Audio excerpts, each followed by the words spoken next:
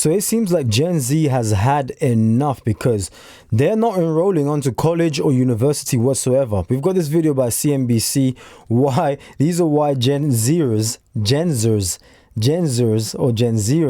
are ditching college degrees for blue-collar careers. It's very interesting. 1 million views. Historic drop in U.S. college enrollment. U.S. college freshman enrollment is on the decline. Many schools have seen those enrollment declines already. Since the last half of the 20th century, a college degree has been touted as a must-have for a stable and successful career. I did grow up around a lot of people telling me college was the route that you should go. My parents were always hounding me about going to college. All the teachers reminded you about making sure you get good grades so you can pass elementary school, middle school, and go to college. But earning that degree has become less and less attainable. Over the past decade, the average annual cost for a 4-year private college has risen by about 42%. For public universities, it's gone up by about 30%. And jobs that traditionally require college degrees are no longer as reliable as they once were. Google, Amazon, and others announced cuts earlier this month. PayPal is the latest company to announce job cuts, slashing around 9% of its global workforce. The market has really rewarded companies that announce layoffs. So it may not be surprising that many in Gen Z, the youngest generation in the workforce, are saying no to the college experience. Instead, they're entering blue-collar jobs and skilled trades that don't require a 4-year degree. Well, what do you expect? What do you actually expect? That's called using your brain, especially if you enter like jobs like, trades like electrician, plumbing, and all of these things that people are continuously going to be using sinks, taps, showers. So they're going to be continuously breaking. You're going to have a job for life, essentially. Electrician, bus drivers.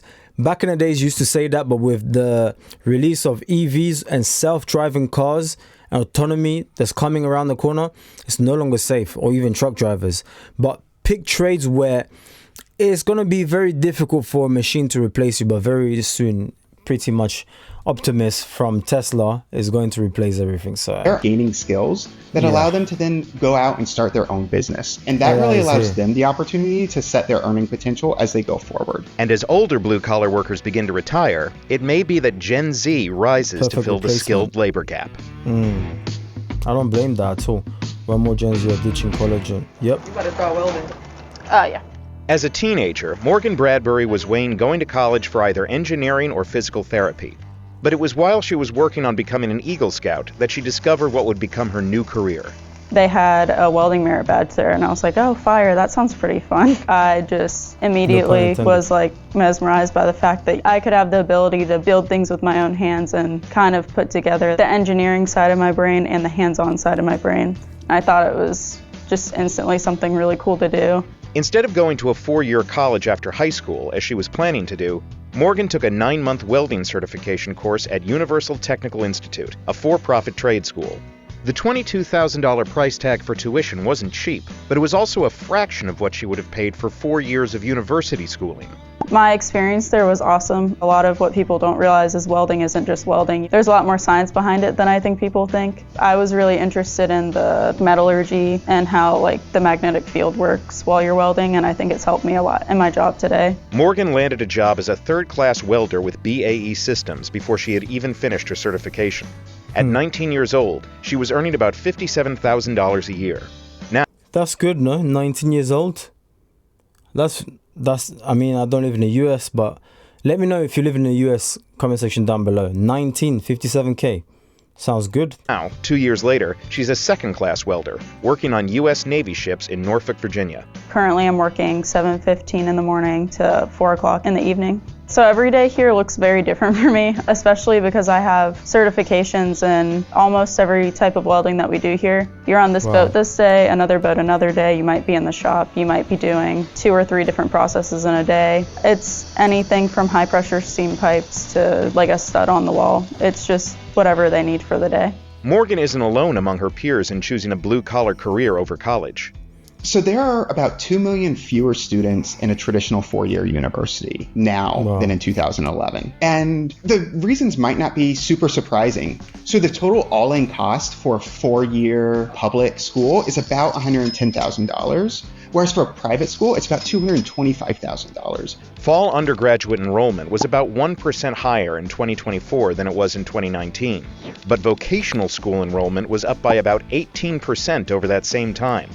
Tremper says that Gen Z is also responding to a market that is much more in need of skilled labor than it was in the past. For the last 20 years, there's been a decrease in interest in the trades, specifically around millennials. There was the Great Recession, which caused building to stop for a couple years.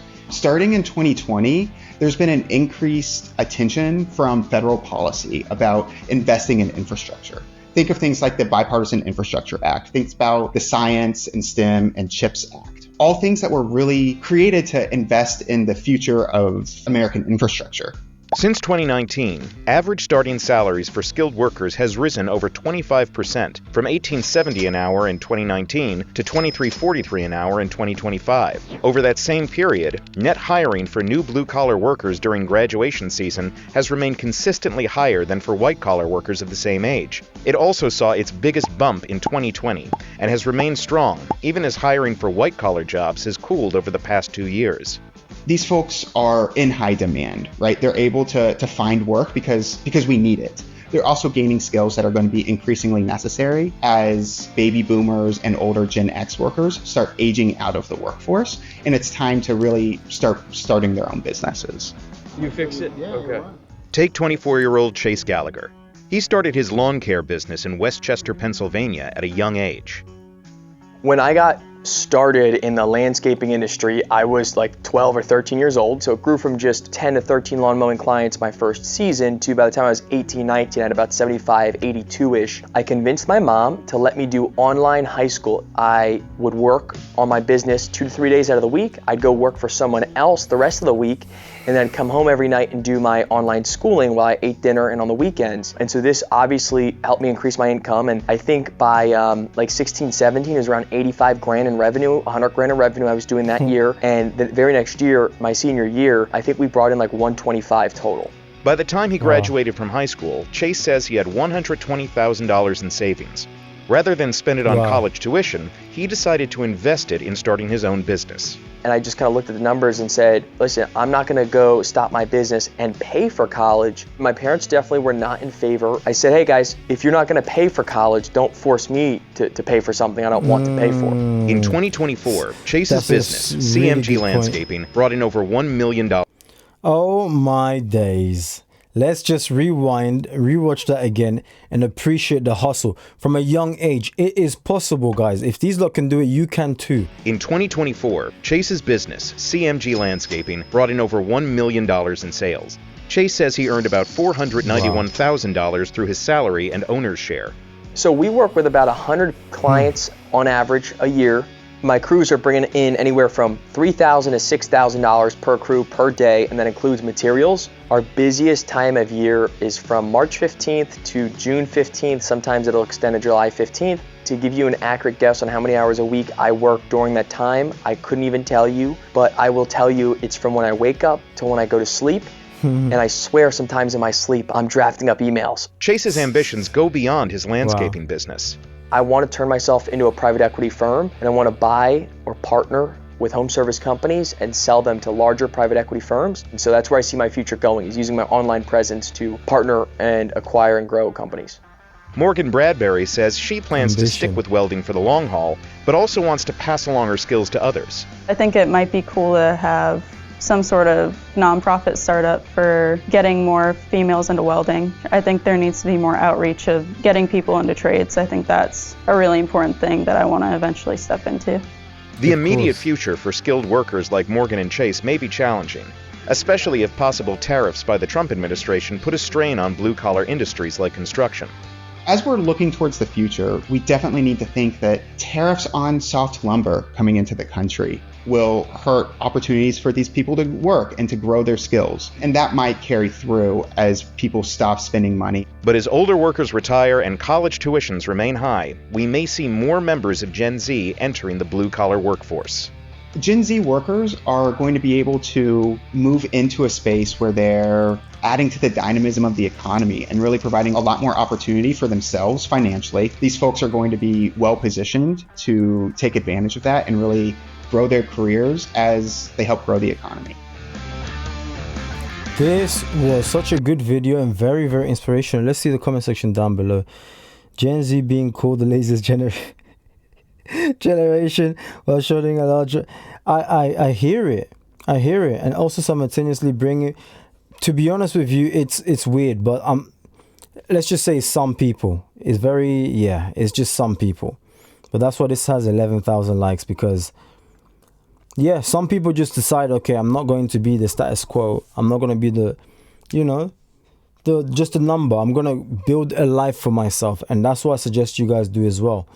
Don't just watch these videos for the sake of it. Oh, wow, that was amazing. And then go back to your normal 9-to-5 job, not trying. Try something, create something, do something. That's the only way to find out if something's going to work. I'm talking to myself as well. I need to apply these exact same principles. That's probably why you're watching this YouTube channel right now. So the hustle stays strong. But yeah, guys, look, my association degree is... Yeah, what's so crazy is as well, a lot of people are getting these degrees and not even utilizing them. I've got a degree myself and I'm currently not even utilizing it. Not by choice, but because I just calculated, weighed out the differences. It just didn't make sense using it. So, may God help us all. Let me know your thoughts in the comment section down below. Anyways, I'm curious because most likely you have something that you're thinking in the back of your mind in regards to this topic and this situation. And let me know which video to do next. I'll catch you guys on the next one, man.